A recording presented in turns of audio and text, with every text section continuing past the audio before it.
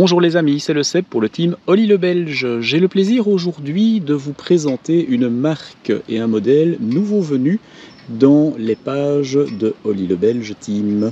En l'occurrence, Moto Guzzi. Moto Guzzi qui fête pour la petite histoire ses 100 ans cette année-ci. Et pour la circonstance, eh bien, c'est une version Centenario que nous avons le plaisir de vous présenter. Centenario de la V85 TT. Alors, ce trail à vocation plus routière que tout chemin nous a beaucoup séduit dans le team, de par de nombreux aspects dont je vais vous parler tout de suite. Alors, on va commencer, comme par l'habitude, par le groupe propulseur. Le groupe propulseur, on trouve la signature de Moto Guzzi, à savoir ce bicylindre en V à 90 degrés, qui est positionné transversalement par rapport à la moto. C'est ce qui donne cet aspect donc des deux cylindres qui sortent de part et d'autre de la moto, un peu comme une BM dont on aurait redressé les cylindres. Alors, ce twin cube 853 cm3 développe 76 chevaux à 7500 tours par minute et 82 Nm et demi à 5000 tours par minute. Les valeurs de couple sont déjà disponibles et généreuses à partir de 3700 tours, ce qui peut nous gratifier de reprises intéressantes, même si, avouons-le, le moteur n'est pas un foudre de guerre à proprement parler, mais néanmoins permet quand même de bien profiter de la partie cycle et de bien s'amuser avec la moto et d'avoir de bonnes relances en sortie de virage, sur un rythme balade bien entendu, pas compter dessus pour faire des arsouilles plutôt viriles, je dirais. Ce twin donc dispose de 2 soupapes par cylindre, est refroidi par air, et malgré cela, eh bien, profite des dernières évolutions pour disposer des normes Euro 5, des normes de dépollution Euro 5. Et j'oubliais de vous parler des diamètres des conduits d'injection qui sont à 52 mm. Alors pour transmettre toute cette rotation moteur à la roue arrière, eh bien, nous pouvons nous appuyer sur une boîte à 6 vitesses qui dispose d'une précision de sélection assez impressionnante, des rapports qui se verrouillent nickel. Elle est très très douce, vraiment très très douce. La seule chose qu'on a remarqué, c'est que quelquefois, elle peut s'avérer un petit peu bruyante à la sélection. Rien de rédhibitoire toutefois. L'agrément de conduite ne s'en trouve absolument pas altéré. Ce qui est très intéressant aussi, c'est que cette boîte de vitesse est assistée par un embrayage, est pilotée par un embrayage qui est lui aussi très très doux et progressif. Donc vraiment au niveau confort de conduite, on a quelque chose de redoutable à ce niveau-là. La transmission finale est assurée par arbre et cardan, ce qui est quand même assez unique sur ce segment de twin, puisque les concurrentes, en l'occurrence les BMW 750 et 850 GS, ainsi que les Kawasaki Versys, pour ne citer qu'elles, disposent d'une chaîne pour la transmission finale. Ici, on est sur un arbre et cardan. Faut-il rappeler que malgré tout, c'est une signature de Moto Guzzi également, en plus donc de ce V-twin transversal. Alors, au niveau des roues, on dispose pour un trail routier d'une roue de 19 pouces à l'avant, d'une 17 à l'arrière. Pour les suspensions, les liaisons au sol, une fourche inversée d'un diamètre de 41 mm à l'avant. La fourche est réglable grâce au petit dispositif qui se trouve ici pour l'hydraulique. Un amortisseur arrière qui est situé sur le côté. Bon, c'est pas vraiment une nouveauté sur le marché de la moto. Chez Kawasaki, ils avaient déjà fait la même chose avec une certaine ER6 à un moment donné. Réglable en précontrainte, avec laquelle il ne faut pas hésiter de jouer quand vous emmenez un passager. En effet, quand j'ai pris la moto, la suspension était réglée au minimum. Avec ma passagère préférée, ça pompait quand même pas mal. Quelques tours de clé après, ça se comportait déjà beaucoup mieux. Le freinage, quant à lui, est assuré à l'avant par 2 disques de 320 mm de diamètre qui sont pincés par, tenez-vous bien, du Brembo, des étriers Brembo à fixation radiale équipés de 4 pistons, offrant mordant et progressivité, des arrêts vraiment impressionnants pour la machine. Quant à l'arrière, eh bien, nous trouvons également un disque qui lui fait 260 mm de diamètre et qui est pincé par un étrier à 2 pistons. On notera également des superbes jantes à rayon, ce qui donne quand même une certaine souplesse supplémentaire au niveau des suspensions et de l'amorti. Très intéressant pour les incursions off-road. On notera aussi pour le off-road le sabot moteur qui est là, qui permet donc de protéger le bas du moteur et les échappements, donc des projections de caillasses, de gravillons et autres. Donc la machine permet vraiment de s'aventurer en tout chemin. Il me semble que j'oublie quelque chose au niveau de la partie cycle. Ben oui, bon sang, mais bien sûr, le cadre treillis tubulaire en acier, et le moteur est semi-porteur, ce qui évite d'utiliser donc un système de berceau qui passerait sous le moteur. Donc on voit ici, le moteur est fixé au cadre par ici et par là. Donc on voit vraiment les fixations.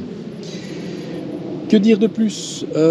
Dimension des pneus, un 150 à l'arrière, un 110 à l'avant. Donc on reste sur des dimensions de pneus tout à fait classiques pour ce trail.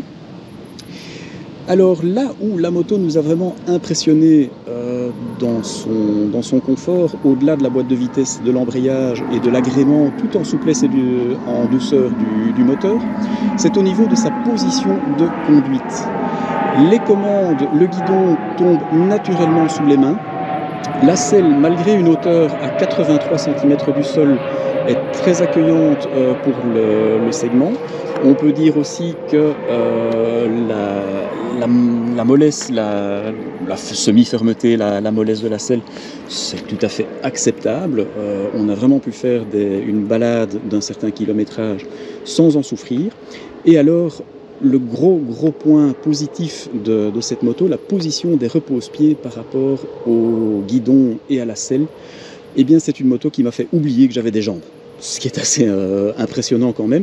Eh bien, je n'ai absolument pas souffert de la position des jambes lors de toute la balade, que ce soit à vitesse réduite, que ce soit à vitesse un petit peu plus soutenue. C'est vraiment une moto qui, moi, m'a impressionné par sa prise en main, son ergonomie, vraiment top. Niveau du confort, et là pour les frileux en hiver, ça peut être très intéressant aussi, la disposition du moteur permet d'éviter d'avoir froid au bas des jambes, aux mollets et aux pieds. Ben oui, puisqu'on a les jambes qui sont situées, les genoux qui sont situés directement derrière les culasses, qui, je vous le rappelle, sont quand même les points les plus chauds du moteur. Eh bien, ça permet vraiment d'avoir un certain agrément, un certain confort au guidon de cette moto. Au niveau du duo, ma passagère préférée a beaucoup profité de la balade aussi, n'ayant pas les jambes trop pliées, les repose-pieds étant situés idéalement. Une selle, somme toute, très accueillante pour le passager, suffisamment large, avec un petit renflement pour éviter de glisser et donc de percuter le conducteur lors d'une phase de freinage. Et ben oui, il suffisait de voir son sourire à l'issue de la journée pour savoir qu'elle en avait vraiment bien profité. Niveau du poids, la machine fait 229 kg en ordre de marche, ce qui est tout à fait dans la norme pour ce segment de moto, donc rien à redire de ce côté-là. Un réservoir qui a une contenance de 23 litres. Et à côté de ça, une consommation digne d'un appétit d'oiseau. La moto autorise de faire des étapes entre deux ravitaillements de plus de 400 km, voire même, suivant le style de conduite, de près de 500 km. Donc vraiment un réservoir avec une très bonne contenance, de façon à pouvoir bien espacer les arrêts ravitaillement. Je vous parlais du sabot moteur, mais je ne vous ai pas parlé de la garde au sol. Elle est de 21 cm. Donc, oui, c'est pas super haut pour une machine trail à vocation donc off-road. Mais malgré tout, ça permet de faire certaines petites passes de franchissement, de sortir des sentiers battus à l'occasion pour partir un petit peu à l'aventure. Qu'est-ce qu'on n'a pas dit? Je n'ai pas parlé de l'électronique et des commodos. Alors, à son bord, on a des commodos qui sont très épurés, et qui ont un design assez sympathique. Ils ont été travaillés un petit peu à l'italienne, je dirais, au niveau du look. Alors, qu'est-ce qu'on va trouver au guidon? Eh bien, sur la gauche, de façon très classique, une commande de clignotant, une commande d'appel de phare, une commande d'avertisseur sonore et la commande de cruise control, de régulateur de vitesse qui équipe la moto d'origine. Alors, là, ce sera aussi un léger point gris, je ne vais pas dire noir, mais gris au niveau de la moto, c'est qu'au niveau des fonctionnements des commodos, et je vais encore vous en parler pour le commodo de droite, c'est un petit peu particulier. Donc c'est-à-dire que je n'ai pas tellement cerné le principe de fonctionnement du régulateur de vitesse. J'ai imaginé que ce bouton permettait de l'activer et ce bouton permettait de régler la vitesse et de la caler. Je ne suis pas parvenu à réellement la mettre en fonction. Alors, pour continuer sur les commodos, à droite, on va trouver un commutateur d'éclairage, donc à savoir que la moto est équipée d'un phare adaptatif en fonction de la luminosité et qu'on a la possibilité aussi de changer le mode d'éclairage, passer en mode veilleuse tout le temps et de passer en mode éclairage tout le temps. On trouve un bouton mode, mais qui lui ne sert pas à changer les modes de cartographie moteur. Non. Il sert à changer les options que l'on a au tableau de bord. Et c'est là qu'il y a un petit peu d'incompréhension aussi par rapport au fonctionnement des commodos. Peut-être que ce bouton aurait dû s'appeler fonction ou quelque chose de ce goût-là. Au-dessus du bouton, on trouve le warning, en dessous le coupe-contact et le bouton de démarreur. Et c'est là que ça devient aussi un peu bizarre, parce que le bouton de démarreur, lorsque le moteur tourne et qu'on roule, nous permet de changer le mode de cartographie moteur. Parlons-en du mode de cartographie moteur. La moto est équipée de 5 modes. On a un mode route, un mode sport, un mode pluie, un mode off-road et un mode custom sur lequel donc on peut intervenir par nous-mêmes. Alors qu'est-ce qui change avec ces modes moteurs? Eh bien, entre sport et route, on a un peu plus de réactivité de la poignée de gaz lorsqu'on se met en mode sport. Lorsqu'on passe en off-road, on a la possibilité, enfin non, le mode désactive automatiquement l'ABS sur la roue arrière. Et il y a bien entendu une intervention sur le contrôle de traction qui équipe la moto lorsqu'on passe d'un mode à l'autre. L'écran, quant à lui, nous rappelle régulièrement qu'on est chez Moto Guzzi. Vous voyez l'aigle et Moto Guzzi au-dessus de l'écran. Et en dessous, on nous rappelle qu'elle est fabriquée à Mandello del Lario, qui se trouve donc, si mes souvenirs sont bons, au bord du lac de Côme, en Italie, les usines historiques de Moto Guzzi. Alors, contact avec une clé. Et nous avons donc un superbe affichage qui s'offre à nous. Une bienvenue par l'aigle de Mandello. Et ensuite, le tableau de bord, que je vous décris tout de suite. Alors, sur la gauche, la partie gauche, la moitié gauche de l'écran, nous avons un contour sous forme de bergraphe, avec une zone rouge un tout petit peu avant 7000 tours. À l'intérieur de ce contour, nous trouvons l'indicateur de rapport engagé et le compteur de vitesse, ainsi que le mode moteur dans lequel nous nous trouvons. En bas à gauche de l'écran, un thermomètre, en haut à gauche, la jauge à essence, et sur la partie droite, la moitié droite de l'écran, nous allons avoir l'horloge, l'autonomie restante, le totalisateur, et les différentes informations auxquelles on peut avoir accès sur la moto. Donc par exemple, le temps de route, et c'est là que je vais actionner le bouton mode du commodo droit, et qui va me permettre de faire changer l'affichage. Donc affichage de la vitesse maximum, vitesse moyenne du trajet, consommation moyenne lors du trajet, consommation instantanée et le totalisateur partiel. À gauche et à droite de l'écran, on trouve la batterie de voyant, donc l'indicateur de point mort à nouveau, l'indicateur de béquille, le témoin de check moteur, le témoin d'ABS et autres, ainsi que le témoin de réserve, mais qui pour la circonstance ne s'allumera pas puisque le réservoir est plein.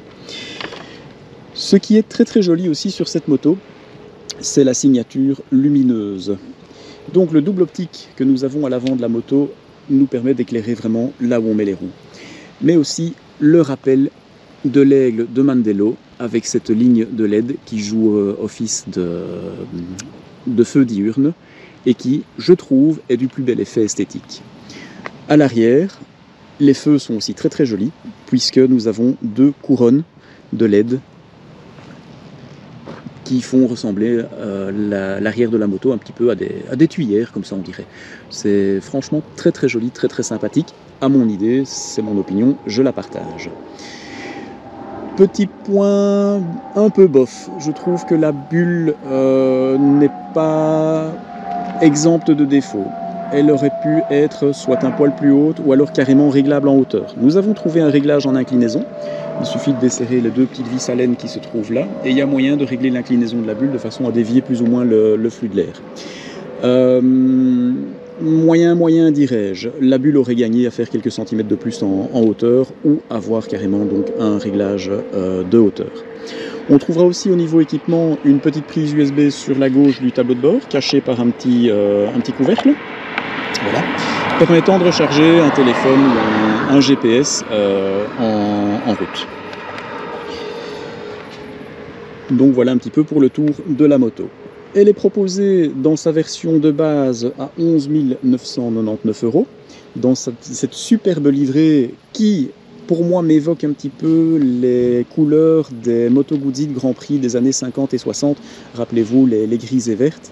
Bon, ici, les coloris, les tons ont un petit peu évolué, mais on retrouve un petit peu l'esprit de ces Moto Guzzi de l'époque.